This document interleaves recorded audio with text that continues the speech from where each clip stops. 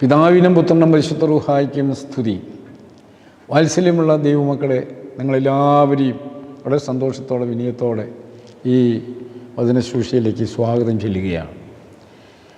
പ്രിയപ്പെട്ടവരെ, വിശുദ്ധ ഏവൻഗേലിയോയിൽ നിന്നുള്ളതായ സന്ദേശമാണ് ഈ സന്ദർഭത്തിൽ നിങ്ങളിലേക്ക് പങ്കുവയ്ക്കുന്നത്. സെൻറ്റ് തോമസ് ധ്യാനഗീത ദൃശ്യമാധ്യമത്തിലൂടെ ഓരോ സമയങ്ങളിലും തരുന്ന ഈ വിലപ്പെട്ട ദൂതുകൾ പ്രാർത്ഥനാപൂർവം കേട്ട് ശ്രദ്ധിക്കുകയും ജീവിതത്തിൽ അത് പാഠമാക്കിയെടുക്കുവാനും പ്രത്യേകമായിട്ട് ഓർക്കണമേ എന്നപേക്ഷിക്കുകയാണ്. വളരെ പരിമിതമായ മിനിറ്റുകൾ മുമ്പിലുള്ളതുകൊണ്ട് ഞാൻ നേരെ ഈ വിഷയത്തിലേക്ക് വരികയാണ്. ഇപ്പോൾ നമ്മുടെ വലിയ നോമ്പിൻ്റെ ഈ കാലഘട്ടം മുമ്പോട്ട് പോയിക്കൊണ്ടിരിക്കുകയാണ്. വിശുദ്ധ വലിയ നോമ്പിൻ്റെ പ്രത്യേകത എന്ന് പറയുന്നത് ഓരോ പ്രാർത്ഥനാ സമയത്തും ആരാധനാ സമയത്തും കർത്താവ് ചെയ്ത അത്ഭുതങ്ങളും അടയാളങ്ങളുമാണ് ധ്യാന വിഷയമായിട്ട് വയ്ക്കുന്നത്. പേത്രത്തോ ഞായറാഴ്ചയോടെ ഈ വലിയ നോമ്പിൻ്റെ ആഴ്ചകൾ ആരംഭിക്കുകയാണ്. പേത്രത്തോ ഫൊറോത്തോ എന്ന ഒരു സുറിയാനി പാദത്തിൽ നിന്ന് ലോപിച്ച് അല്ലെങ്കിൽ പരിണമിച്ചുണ്ടായ ഒരു വാക്കാണ് ഈ പേത്രത്വം. അതിൻ്റെ അർത്ഥം എന്താണെന്ന് കഴിഞ്ഞാൽ തിരിഞ്ഞു നോട്ടം എന്നാണ്. ജീവിതത്തിലേക്കൊന്ന് തിരിഞ്ഞു നോക്കിക്കൊണ്ട് ഒരു ആത്മപരിശോധന നടത്തിക്കൊണ്ട് ഞാൻ ആരാണ് ദൈവമേ, ഞാൻ എങ്ങനെയുണ്ടായിരുന്നു, എങ്ങനെയാണ്, നമ്മളെക്കുറിച്ച് തന്നെ ഒന്ന് വിലയിരുത്തി പരിശോധന ചെയ്ത് ഒരു സത്യകുംഭസ്ഥാനത്തിന് വേണ്ടി നമ്മെ ഒരുക്കിയെടുക്കുവാൻ തക്കവണ്ണം നമുക്ക് ഈ പ്രാർത്ഥന ശുശ്രൂഷകൾ മുഖാന്തരമായി തീരണം. ഓരോ ആഴ്ചയിലും വിശുദ്ധ ഏവൻഗേലിയോനിൽ കർത്താവ് ചെയ്ത പ്രത്യേകമായ അത്ഭുതങ്ങളാണ് ധ്യാന വിഷയമായിട്ട് ചേർത്ത് വച്ചിരിക്കുന്നത്. ഈ ഞായറാഴ്ചത്തെ നമ്മുടെ പിതാക്കന്മാർ ചേർത്ത് നൽകുന്ന ധ്യാന വിഷയം വിശുദ്ധ ലൂക്കോസിൻ്റെ സുവിശേഷം 13-ാം അധ്യായത്തിൻ്റെ 10 മുതലുള്ളതായ വചനങ്ങളാണ്. ഇതിനെ വളരെ വിസ്തരിച്ച് വിശാലമാക്കി പറയുവാനായിട്ട് സാധ്യമല്ലെന്ന് നിങ്ങൾക്കറിയാം. അതുകൊണ്ട് വളരെ നക്ഷലായിരിക്കുന്ന അതിൻ്റെ ദൂതിലേക്ക്, ചിന്തയിലേക്ക് നിങ്ങൾ കൊണ്ടുവരികയാണ് ചെയ്യുന്നത്. നമ്മൾ യേശു പതിവ് പോലെ സുന്നഗോഗിൽ ദൈവാലയത്തിൽ ചെല്ലുന്നു. യേശു എവിടെ ചെല്ലുന്നതോടെല്ലാം ആളുകൾ വന്നുകൂടുക പതിവാണ്. ഈ സുന്നഗോഗിൽ യേശു ചെല്ലാനിടയായി. യേശു ചെന്ന ശുശ്രൂഷകളുടെ ഒരു സമാപ്തിയിൽ എത്തിച്ചേരുന്ന ഒരു സന്ദർഭമാണ്. അങ്ങ് ചേരുമ്പോൾ എന്താ സംഭവം? യേശു ജനങ്ങളിലേക്ക് നോക്കി. എവിടെ ചെന്നാൽ യേശു അവരുടെ സങ്കടങ്ങളും പ്രയാസങ്ങളും കണ്ടിട്ട് അവരുമായിട്ട് സംവാദം ചെയ്യുവാൻ, അവരുടെ പ്രശ്നങ്ങൾ മനസ്സിലാക്കുവാൻ ശ്രമിക്കുന്ന ഒരു കർത്താവിനെ, സ്നേഹനിധിയായ ഒരു അരുമനാഥനെ നമ്മൾ കാണുന്നുണ്ട്. ഈ പർട്ടിക്കുലർ സ്ഥലത്ത് സിനഗോഗിൽ ചെന്നപ്പോൾ യേശു അപ്രകാരം വന്നിരിക്കുന്ന ജനങ്ങളിലേക്ക് നോക്കിയപ്പോൾ ഇതാ 18 സംവത്സരമായി ഇതാ കൂന് ബാധിച്ചിരിക്കുന്ന ഒരു അമ്മ ആ പള്ളിയിലുണ്ട്. പ്രിയപ്പെട്ടവരെ, അവൾ കൂന് ബാധിച്ചിട്ട് ഇങ്ങനെ വളഞ്ഞാണ് വരുന്നത്, നടക്കാൻ നിവൃത്തിയില്ല. 2-3 ആശയങ്ങൾ മാത്രം അച്ഛൻ പങ്കുവയ്ക്കട്ടെ. പ്രിയപ്പെട്ടവരെ, അവളുടെ വീട്ടിൽ നിന്ന് ഇന്നത്തെ പോലെ വാഹന സൗകര്യങ്ങളൊന്നുമില്ല. കൂനിയായി ശരീരം വളഞ്ഞു പോയ ഒരാൾ പള്ളിയോളം എത്തണമെങ്കിൽ എന്തുമാത്രം കഷ്ടപ്പെട്ടാണ് നടന്ന് പള്ളിയിലേക്ക് വരുന്നത്. അവൾ വളരെ ത്യാഗത്തോടു കൂടിയാണ് അവൾ പള്ളിയിൽ വന്നത്. ഈ സഹോദരിയെ, സ്ത്രീയെ നോക്കി ചില പാഠങ്ങൾ നമുക്ക് പഠിക്കാനായിട്ടുണ്ട്. ഇവൾ ഒന്ന് പതിവായിട്ട് പള്ളിയിൽ വന്നിരുന്നവളായിരുന്നു എന്ന് നമുക്ക് ചിന്തിക്കാം. സുന്നഗോഗിൽ അവൾ ആരാധനയ്ക്ക് വേണ്ടി പതിവായി വന്നിരുന്നവളായിരുന്നു. രണ്ടാമത്തെ കാര്യം, ഇവളുടെ ഈ രോഗത്തിൽ നിന്നായി വിടുതലിന് വേണ്ടി പതിവായി പ്രാർത്ഥിച്ചുകൊണ്ടിരുന്നു. അപ്പോൾ 2 കാര്യങ്ങൾ ഓർക്കാം.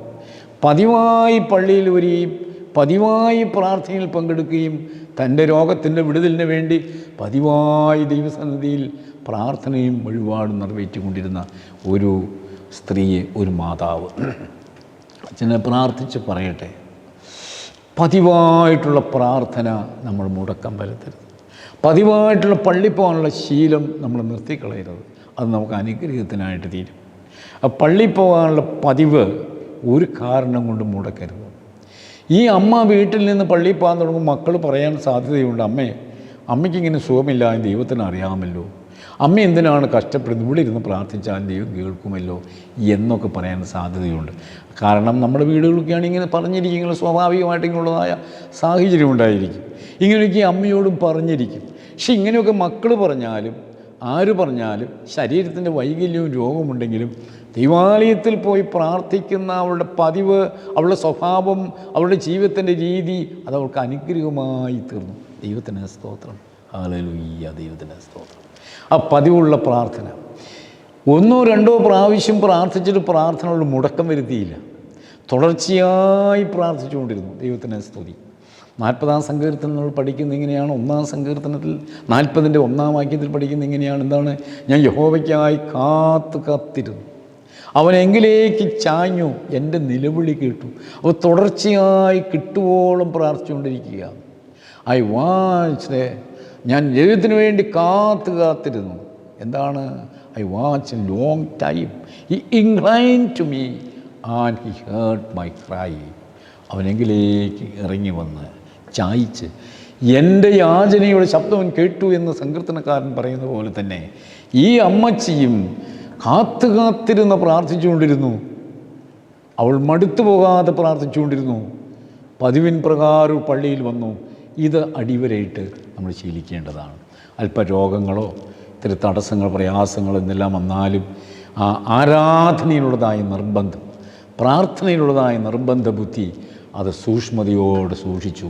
അത് അവൾക്ക് അനുഗ്രഹമായി തീർന്നു എന്നാണ് ഇവിടെ കാണുന്നത്. അതവൾക്ക് ജീവിതത്തിൽ അനുഗ്രഹമായി. കാരണം അവളൊന്നും ഓർത്തുകൊണ്ടല്ല അന്ന് പള്ളിയിലേക്ക് വന്നത്.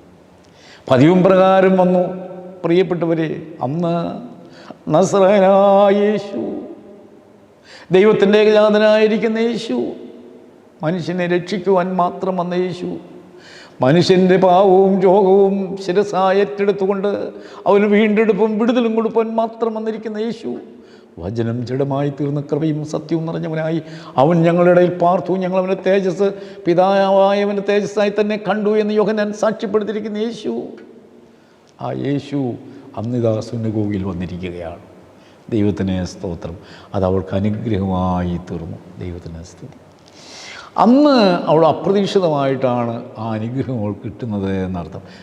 കാത്തിരുന്ന് പ്രാർത്ഥിച്ചപ്പോൾ, പതിവായിട്ടുള്ള ആരാധനയും പ്രാർത്ഥനയും ശുഷ്കാന്തി കാണിച്ചപ്പോൾ ഒരു പക്ഷെ തമ്പുരാൻ അത് അറിഞ്ഞിട്ടുണ്ട് എന്നർത്ഥം.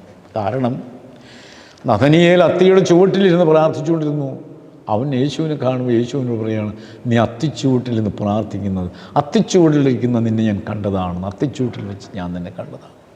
ആ അത്തിച്ചൂട്ടിൽ നിന്നതായി തൻ്റെ മനസ്സ് ദൈവസന്നിധിയിൽ പകർന്നുള്ള അവൻ്റെ പ്രാർത്ഥന കേട്ട ആ സർവശക്തനും സർവ്വവ്യാപിയും സർവജ്ഞനുമായ ആ ദൈവം ശരീരത്തിൽ ഇറങ്ങി വന്ന ജഡമെടുത്ത ദൈവപുത്രനായ യേശുവാണ് നിൽക്കുന്നത്. ദൈവത്തിന് സ്തോത്രം.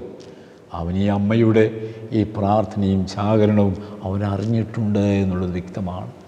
വാത്സല്യമുള്ള ദൈവമക്കളെ, നമ്മുടെ പ്രാർത്ഥനയും ജാഗരണവും മടുത്തുകൂടാതെ പള്ളിയിൽ പോകാൻ, മടുത്തു പോകാതെ ആരാധനയിൽ പങ്കെടുക്കാൻ, മടുത്തുകൂടാതെ പ്രാർത്ഥനയിൽ പങ്കാളികളായി തീരാൻ തീർച്ചയായും നമ്മൾ ശ്രദ്ധിക്കണം. ഇതാ പ്രിയപ്പെട്ടവരെ, നോക്കൂ, യേശു അവളെ വിളിച്ചു. ആ ജനക്കൂട്ടത്തിനിടയിൽ യേശു അവളെ വിളിച്ചു. അവളോട് പറഞ്ഞു, നിൻ്റെ രോഗബന്ധനം നിന്നിൽ നിന്ന് അഴിച്ചിരിക്കുന്നു, നീ വിടുതൽ പ്രാപിച്ചിരുന്നു എന്ന് പറഞ്ഞു. 18 സംവത്സരമായി ഈ കൂനിയായ സ്ത്രീയുടെ മേൽ ബാധിച്ചിരുന്ന ഭൂതത്തെ, ആ രോഗാത്മാവിനെ യേശു തൻ്റെ കൈ വച്ചപ്പോൾ ആ ദുരാത്മാവ് വിട്ടുപോവുകയും അവൾ സ്വാതന്ത്ര്യം പ്രാപിക്കുകയും അവൾ നിവർന്നു നിൽക്കുകയും ചെയ്തു. അവൾ ദൈവത്തെ മഹത്വപ്പെടുത്തി. കണ്ടു നിന്നവരെല്ലാം ഇത് കണ്ട് ദൈവത്തെ മഹത്വപ്പെടുത്തി. പ്രിയപ്പെട്ട അച്ഛൻ പറഞ്ഞു നിർത്തട്ടെ. അതെല്ലാം കഴിഞ്ഞപ്പോൾ അവൾ നടന്ന് അവൾ വീട്ടിലേക്ക് ചെന്നു. അവൾ വീട്ടിൽ ചെന്നപ്പോൾ അവളുടെ മക്കളും കൊച്ചുമക്കളെല്ലാം അത്ഭുതത്തോടെ നോക്കി നിന്നു. അമ്മ, ഇതെങ്ങനെ സംഭവിച്ചു എന്ന് ചോദിച്ചു. അമ്മ പറഞ്ഞിരിക്കണം, ഇതാ നസ്രായനായി നമ്മുടെ അരുമനാഥൻ യേശു സുനഗോഗിൽ വന്നു. അവൻ എന്നെ വിളിച്ചു, അവൻ്റെ കൈവച്ചു, എന്നെ തൊട്ടു, എന്നെ അനുഗ്രഹിച്ചു, എനിക്ക് രോഗശാന്തി വന്നു എന്ന് പറഞ്ഞിരിക്കും.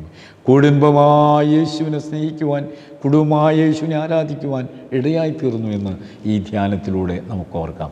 അതുകൊണ്ട് ദൈവമക്കളെ, പിശാചിൻ്റെ ബന്ധനങ്ങൾ അഴിപ്പാൻ വന്നല്ലോ ദൈവപുത്രനായ യേശു, രോഗത്തിൻ്റെ ബന്ധനത്തെ അഴിപ്പാൻ വന്നനായ യേശു, ക്രിസ്തുവിൽ നിന്ന് സ്വതന്ത്രരായിത്തീരുവാൻ, ഗലാത്യ 5:1 സ്വാതന്ത്ര്യത്തിനായിട്ട് ക്രിസ്തു നമ്മളെ സ്വതന്ത്രരാക്കിയിരിക്കുന്നു. പിന്നെയും അടിമനുഖത്തിൽ കുടുങ്ങിപ്പോകാതിരിപ്പാൻ സൂക്ഷിച്ചു കൊള്ളുക. നമ്മുടെ ജീവിതത്തിൻ്റെ കഴിഞ്ഞ കാലങ്ങളിൽ വന്ന തിന്മപ്പെട്ട അതിക്രമങ്ങളുടെയും അക്രമങ്ങളുടെയും പാപസ്വഭാവത്തിൻ്റെയും ബന്ധനത്തിൽ പിന്നെയും വിട്ടുപോകാതെ ഒരു മാനസാന്തരത്തിൻ്റെയും സമർപ്പണത്തിൻ്റെയും അനുഭവത്തിലൂടെ വന്ന് ദൈവപുത്രനായ യേശുവിനെ നമ്മുടെ ഹൃദയത്തിൽ നമുക്ക് സ്വീകരിച്ച് അവന് വേണ്ടി ഒരു സമർപ്പണമെടുത്ത് ഇതെല്ലാം ബന്ധനത്തിൽ നിന്നും നമുക്ക് വിടുതരുന്ന യേശുവിനെ സ്തോത്രം പാടി നമ്മുടെ ജീവിതയാത്ര മുമ്പോട്ട് പോകുവാൻ ഇന്നത്തെ എവൻഗേലിയൻ വായനാ ഭാഗം വീണ്ടും നമ്മളെ ഉത്തേജിപ്പിക്കുന്നു, പ്രേരിപ്പിക്കുന്നു. നമ്മുടെ ജീവിതത്തിലെ യേശുവിന് പൂർണ്ണമായൊരു സമർപ്പണത്തിൽ പോകാൻ ദൈവം അനുഗ്രഹിക്കട്ടെ. കാരുണ്യവാനായ കർത്താവേ, ഇന്നത്തെ വിശുദ്ധ ഏവന്യൂൻ ഭാഗത്തെ ഈ സത്യം മനസ്സിലാക്കുവാനും സകല ശാപബന്ധങ്ങളും രക്ഷിക്കുവാൻ കഴിയുന്ന കർത്താവായ യേശുവിനെ പൂർണ്ണമായി സ്വീകരിച്ചുകൊണ്ട് ഞങ്ങളുടെ ജീവിതത്തിൽ സമർപ്പിക്കുവാനും ഞങ്ങളെല്ലാവരെയും അനുഗ്രഹിക്കുമാറാകണമേ. ആമീൻ. യേശുവിനെ സ്തുതി, ദൈവത്തിൻ്റെ മഹത്വം. Hallelujah, hallelujah.